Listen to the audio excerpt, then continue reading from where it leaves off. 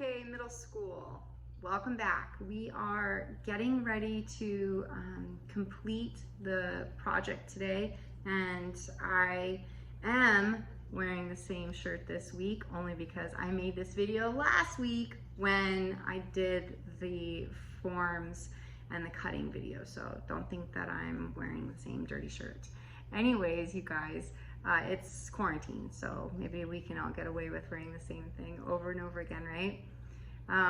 Today we're going to talk about how you take your second piece of white paper. I think I'm losing it here. There we go. You take your second piece of white paper and you're going to be using the watercolors to create the background. Let's take a look and see how you create that wash so you can put your forms on top. Here we go.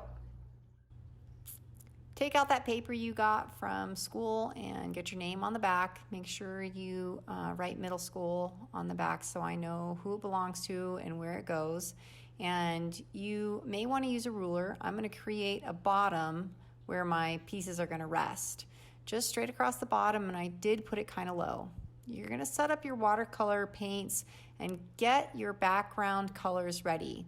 Remember that with watercolor, they don't work unless you drop some water in there to loosen things up. And since we're going to be doing a watercolor wash, you're going to want it really wet. I've added at least 3 or 4 drops to my paint. What you do when you're creating a watercolor wash is use water and a big brush to make the surface of your paper pre-wet. All I'm doing is taking water and putting it top down. This is real-time painting right now. I am slowed the video down to actual time. You can see that I'm, again, getting my watercolor ready. It's very, very wet in the pan of color. I'm loading up the brush and I'm going to take it side to side. Because I've already put water on the paper, it's going to blend super, super nice. I'm just going to go back and forth and take your time.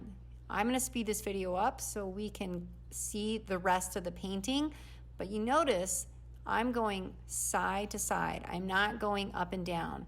I'm using the water to help blend this color green from left to right, right to left. As you reach that line that you drew, go ahead and make sure that all your edges are filled in. And I want to warn you, do not over paint this paper. You will get what we like to call those paper bugs. They'll be rolled up pieces of paper. So I want you to fill the whole thing in, but I want you not to overdo it. Down here at the bottom, you'll notice that I did not pre-wet this paper. And that's because I want you guys to see how it feels between the difference of pre-wetting with water and then just going straight in with wet watercolor. You'll notice that you'll get some more texture from your brush. It's almost, it's not a dry brush technique. It's still very wet watercolor, but you do get some more texture when using wet watercolor on dry paper. Boys and girls, using a wash is a really great way to cover a lot of space on your paper with a nice, soft watercolor effect. And you can experiment with this. You can see how much water you like to use and how much blending each step will get to you. But the most important thing right now is do not move your wet paper and do not try to assemble your forms onto your wet watercolor paper. Be patient. Give it at least an hour to dry all the way, and then come back to it. And this next part of the video is how you're going to assemble your pieces. So you guys, you've got your pieces that you put in an envelope. You've got your sketchbook. I flipped mine upside down and I'm going to use it to protect my surface. Right now what I'm doing is I'm putting my pieces together in places that I think might look pretty cool. I'm either stacking it in a totally non-objective way, it doesn't look like anything, or I'm stacking it so it's kind of abstract. And I think this kind of looks like a little abstract bird, so I'm gonna go with it. I'm using the back of my sketchbook to protect my surface, and I'm sure that your family or wherever you're doing your school will appreciate if you do that too.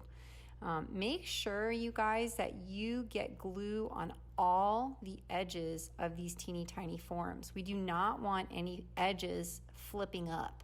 With that said, you notice that I'm using a glue stick, and one of the reasons why I'm using a glue stick is because of the size. These itty bitty forms, it could be really tricky to get glue without making a big mess. So use a glue stick, protect your surface, and then assemble your piece.